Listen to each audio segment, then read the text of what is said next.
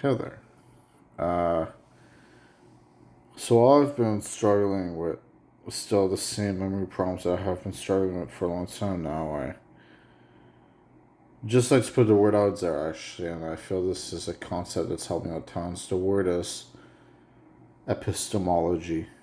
Uh, I've been reading on this philosopher from way, way, way back, like 400 years before Christ or something. His name is Plato, and I've really been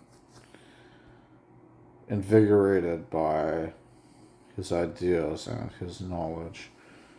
And I want to just discuss epistemology in particular. But really, I want to discuss some philosophy in general that has been roaming in my mind. The limited basis that I can remember,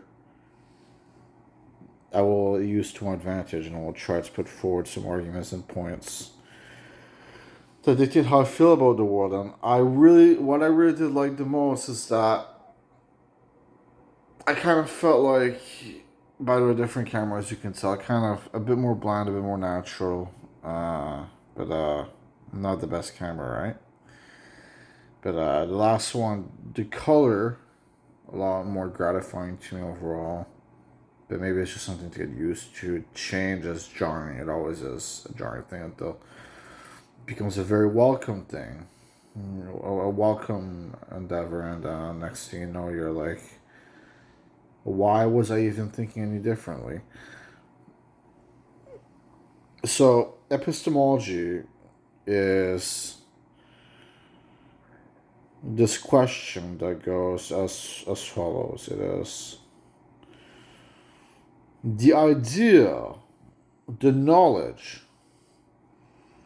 the truths of life, where do they come from in the first place? But more specifically, it is the legitimacy of the matter. Now, this interesting thing to consider, I was reading on the Plato wiki article, and he was a fan of, I believe he was a fan of another philosopher named Socrates, I'm not sure. And one point that was made by the later man is that knowledge was an eternal combustion, or knowledge was an eternal concept, while humanity in its initial state is a finite result. And this in of itself is some kind of contradiction, because it signifies that a lot of the ideas that we are working with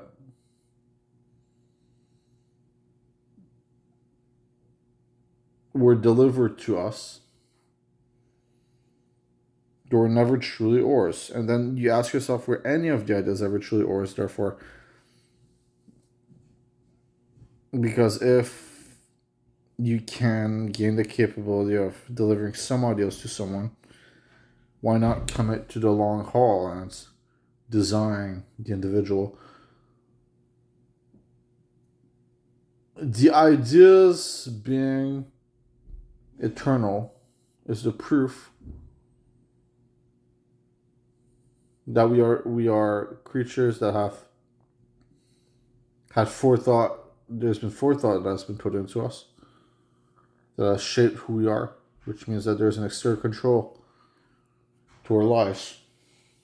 And it's so great because I'm reading this wiki article for Plato, and I'm just finding myself relating so much because the ideas that were so daring and abstract, and I assume that people despise me for sharing these ideas, actually quite prolific ideas all along. There have been quite prolific ideas all along. And this dates from like way, way, way back in times where the assumption would be that we were not such a civilized species yet. All I can think is that despite the lack of civility in some respects, really the playing field was filled with intelligence. It was filled with debaters and philosophical geniuses, and it makes me quite sad that it took such a long time to enter the technological world.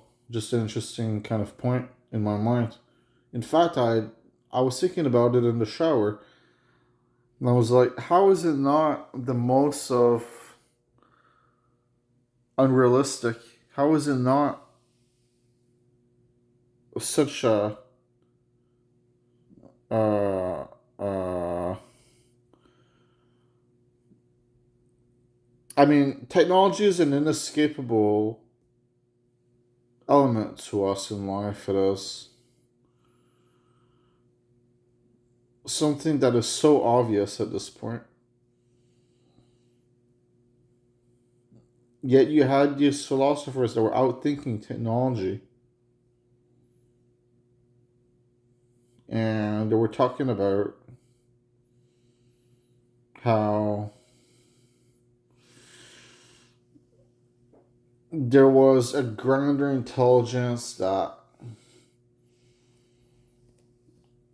created our lives, and that life was an infinite endeavor.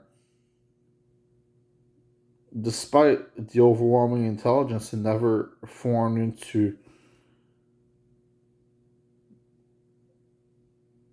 the technological prospect. And I know this has nothing to do with epistemology, I believe it is. But in a way, it has everything to do with it, actually. Because the thing is what if, I've suspected some kind of interference upon our world where the history was pretty much just unchanged for the most part, but there was some sort of development that was prevented in the world out of perhaps it was even truly out of malicious guys all along. And I've just been theorizing about like all of that, and like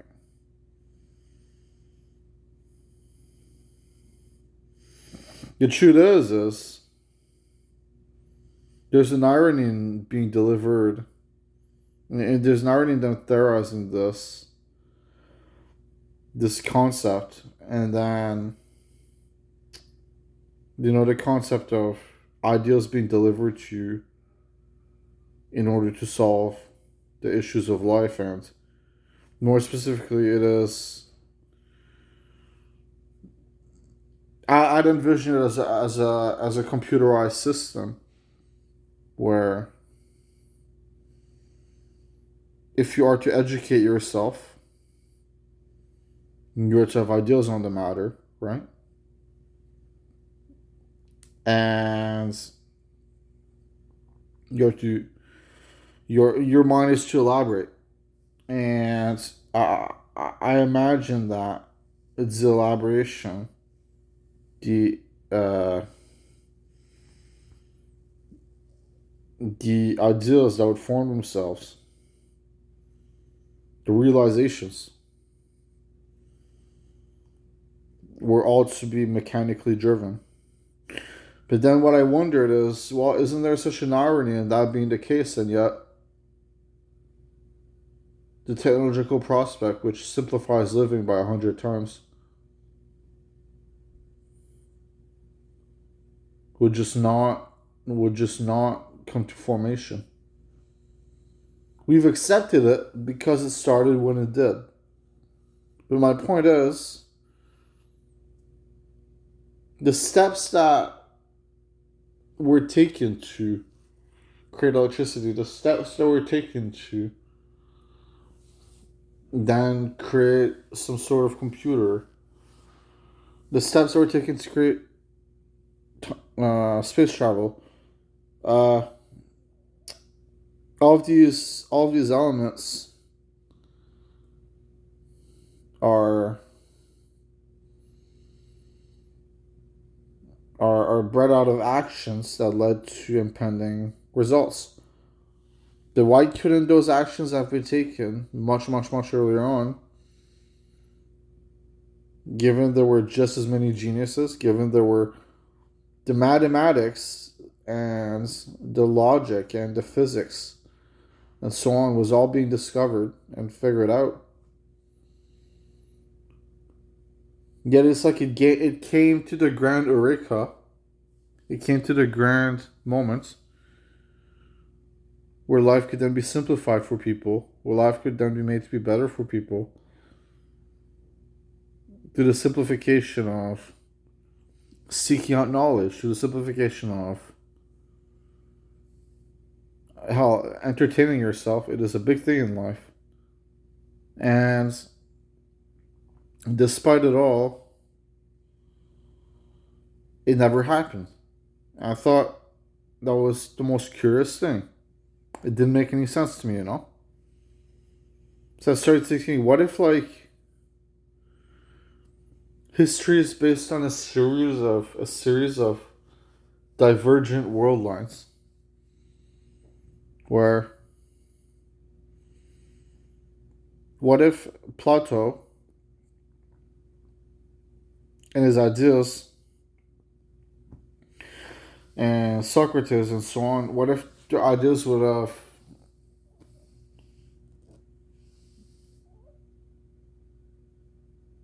put the seeds in place for technology to eventually prosper, or for technology to gain ground, but only in a divergent state, meaning it would have happened, then there would have been some kind of like reset to life. Then while their ideas and their history would have been kept, presumably at their own request, because, well, life is infinite. Ultimately, the mentality runs forever, right? Life would have kept on going without the tech, but with their ideas. It's the only thing that makes sense to me, because they were too intelligent to not figure it out. As long as the materials existed, as long as the civility was there, and as long as the intelligence was present, why the fuck would it take an extra, like 2,500 years or something like that? I mean, that was like 400 years before Christ, so you do the count. And, more than anything, I started really theorizing. I started questioning, what is it that life means? Now, the truth is it's so perplexing how, despite the fact that there was a branding of civility throughout history, there was civility, okay? But yet the people simply walked. They did not build some sort of vehicle. And then eventually they accustomed themselves to horses, an inconvenient option. And all I can think at that point is, you're theorizing the metric of engineering. You are theorizing the theory and the ideas behind the elements of life, and you're realizing why certain things do not make sense while other things make too much sense. As philosophers, the most crucial points, the most crucial aspect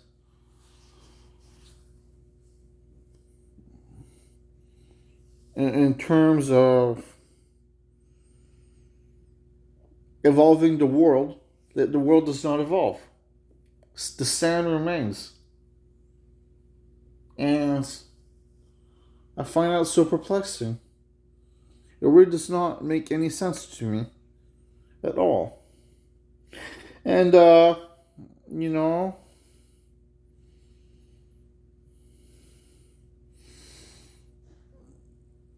I was thinking, like, the thing is that I've always, how do I put this? The mind is a perplexing endeavor because you have to wonder what allocates to thought. Because the implication of thinking, okay, is that it is a thought process. Thinking, it has to do with putting ideas together, but really it has to do with deciphering concepts and understanding principles and understanding the resonance of emotions even. Thinking is the fuel that forms the intelligence. Thinking is incredibly nuanced. And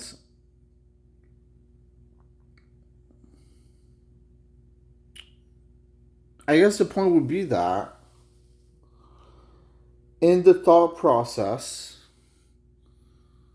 is some sort of stream of information. It is knowledge.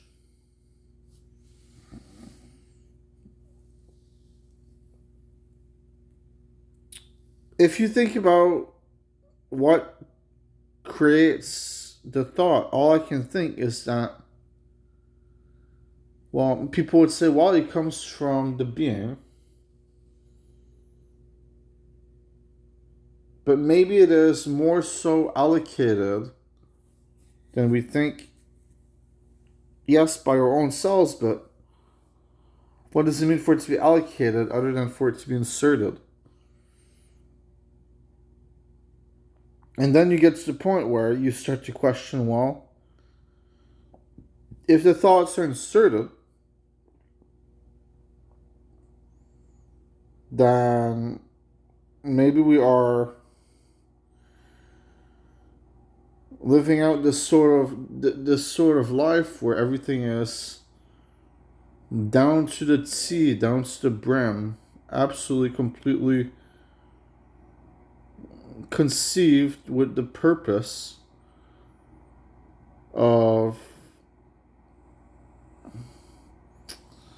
having been shaped and understood and seen in the exact way which was to be intended, and in the exact way which was to be brought forward, and in the exact way which was to be deduced.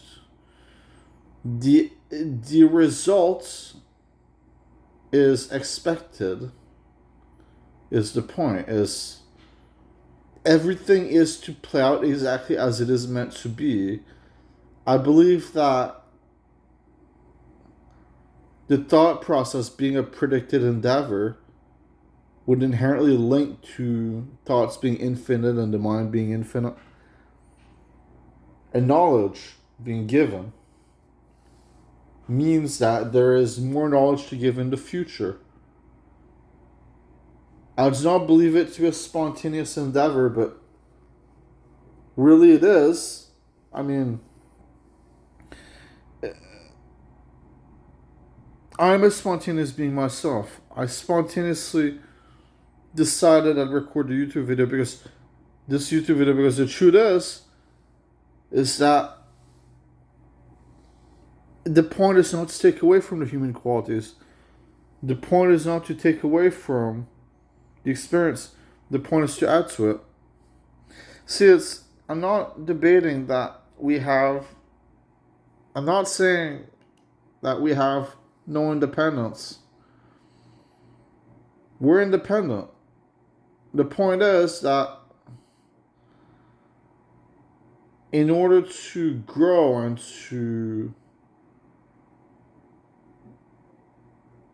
understand and to truly know, if you assume that we are simulated, then our memories must be simulated.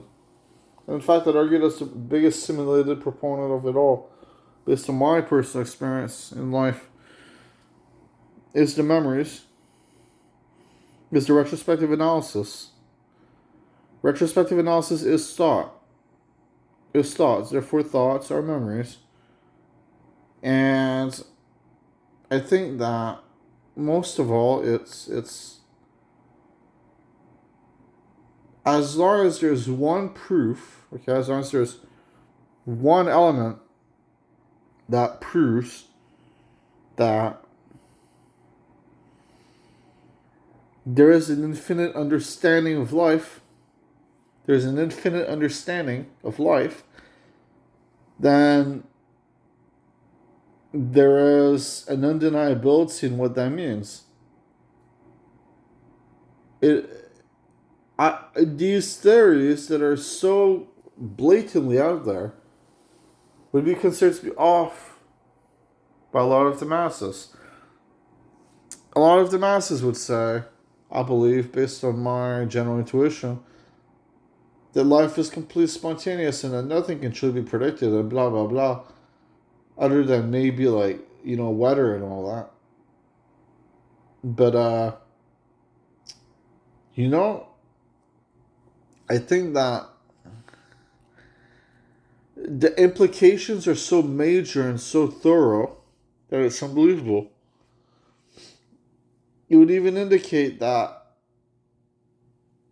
for example, video games or music, artistry in general, could have specific ideals and execution and design decisions and characters that would link to a deeper understanding of the world. Meaning that there would be no such thing as fictitious entertainment. Even though, I read this visual novel called Umineko. I read the first half, extremely long, like 100 hours. Loved it. It starts with any depiction in this visual novel is any semblance to reality is purely coincidental. It is purely a fictitious work. For some reason, I perceive that as the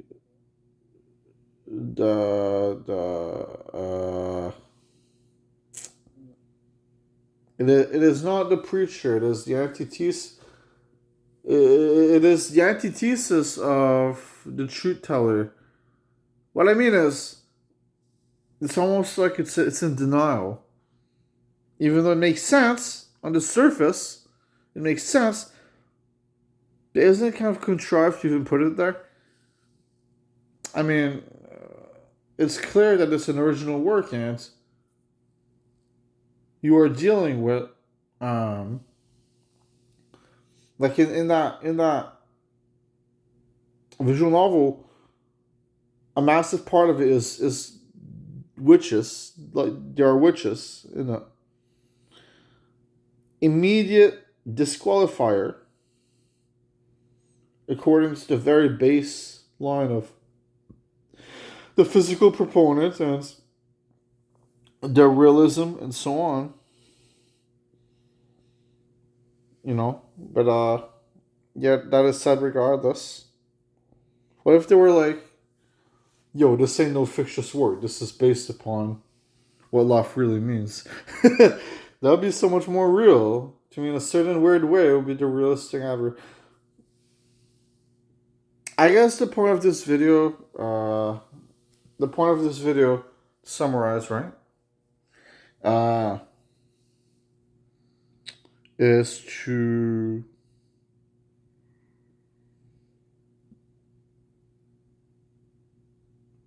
just to consider that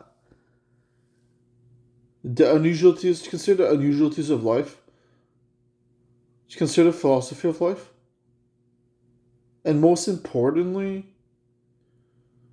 to consider that there is such a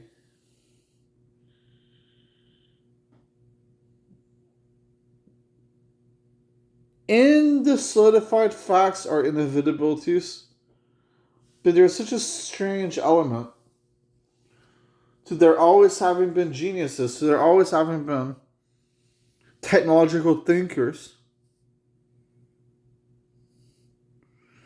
Yet it seems that we never really did enter a technological era until very recently, and what that could mean. Say there were divergent periods of time where we just kind of reset and they kept on going with their technology and we entered a rock age yet again. It would seem kind of unbelievable to people, but really it's... If you assume that time did not start coincidentally, it really is the most simple reasoning. But yeah. Still a zany idea, but I'm starting to not care anymore. Really? It's pretty clear that I haven't cared in so long. Goodbye, I love you, and thanks for watching. Yeah, glad this video was fulfilling. Hopefully. Fulfilling to me, certainly. And take care.